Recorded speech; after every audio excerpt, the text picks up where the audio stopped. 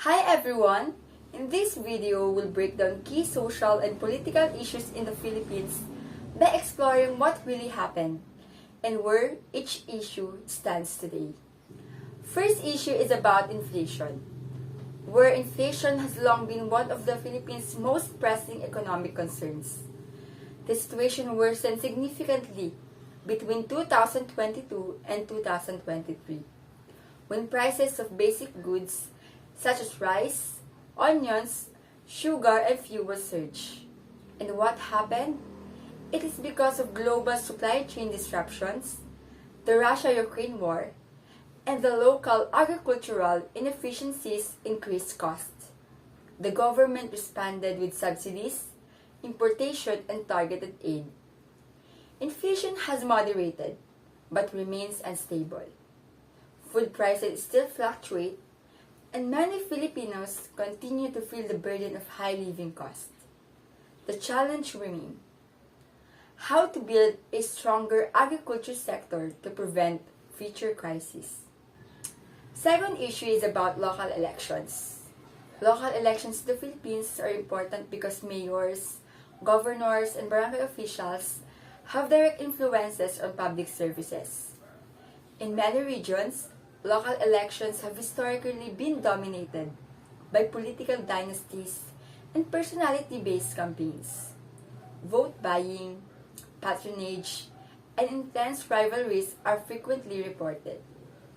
Reforms like automated counting and a stricter monitoring have helped, but dynastic power remains strong, and local politics still plays a major role in shaping national outcomes.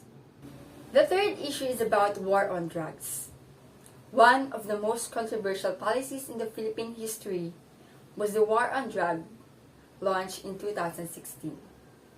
Thousands of suspected drug users and pushers were killed in police operations and vigilant attacks. Supporters argued it reduced crime. Critics condemned alleged human rights violations.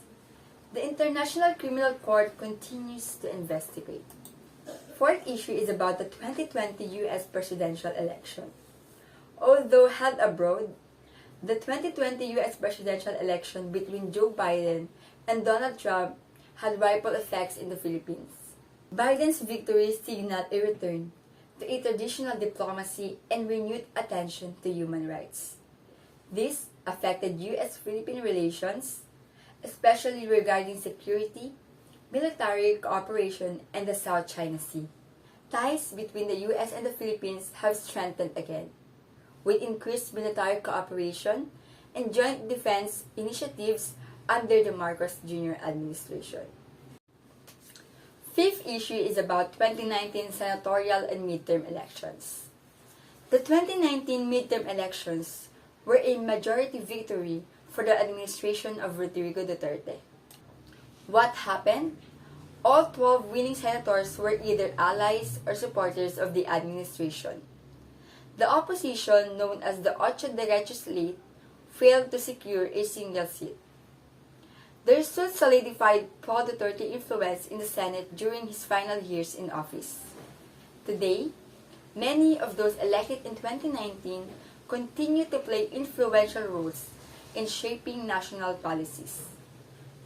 Sixth issue is the same-sex marriage. The question of recognizing same-sex marriage remains a deeply debated issue in Philippine society.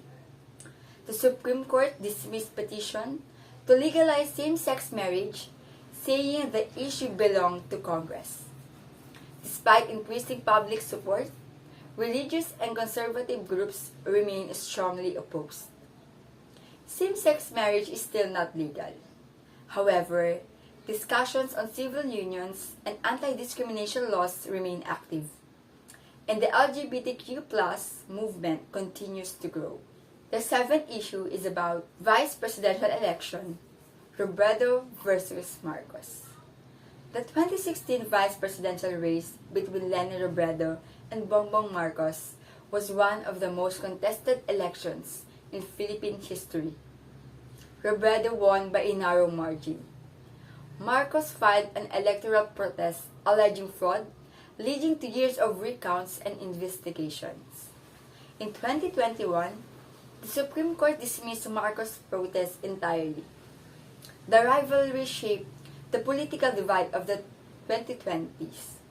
In 2022, Bongbong Marcos won the presidency, and Leni Robredo became a key opposition figure, symbolizing contrasting visions for the country.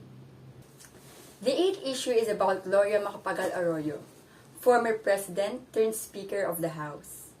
Gloria Macapagal Arroyo, who served as president from 2001 to 2010, returned to power after her presidency. After facing legal battles and hospital detention, she made a political comeback. In 2018, she was elected Speaker of the House, becoming the first woman to hold the position.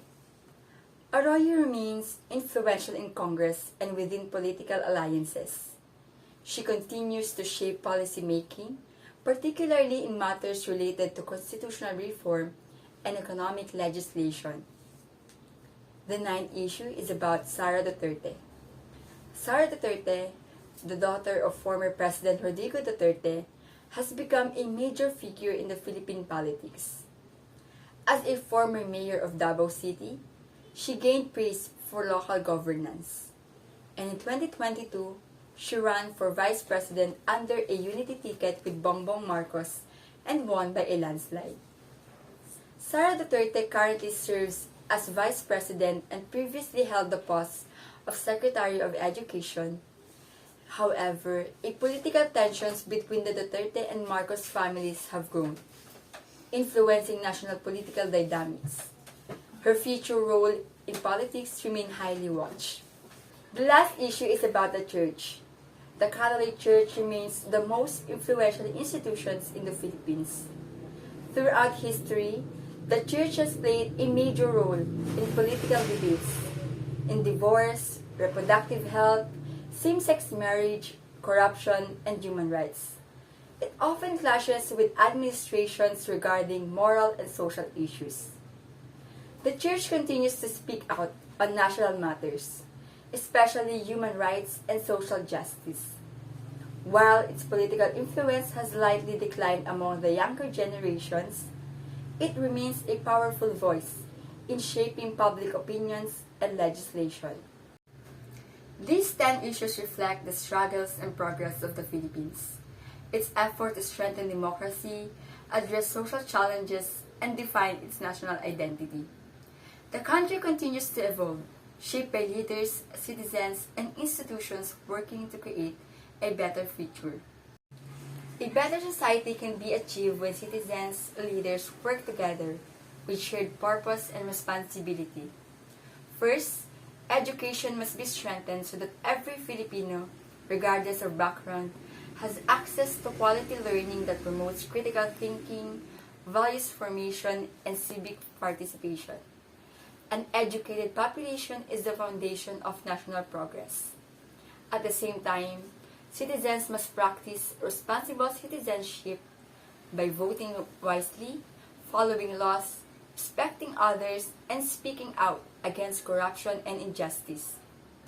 Good governance also depends on holding leaders accountable, demanding transparency, and rejecting political dynasties and unethical practices. A better society also requires peace, inclusivity, and respect for differences. We Filipinos must learn to embrace diversity, whether in faith, gender, culture, or social class, and support laws that protect marginalized groups. Strengthening the economy is equally important by supporting local industries, improving agriculture, and creating more sustainable jobs that uplift communities. Public health systems and social welfare programs must also be improved to ensure access to healthcare, nutrition, and disaster preparedness for all. Finally, protecting the environment through sustainable living, waste reduction, and renewable energy is essential to secure safe and livable future. With these efforts come together, the Philippines can build a society that is prosperous, united, and genuinely humane.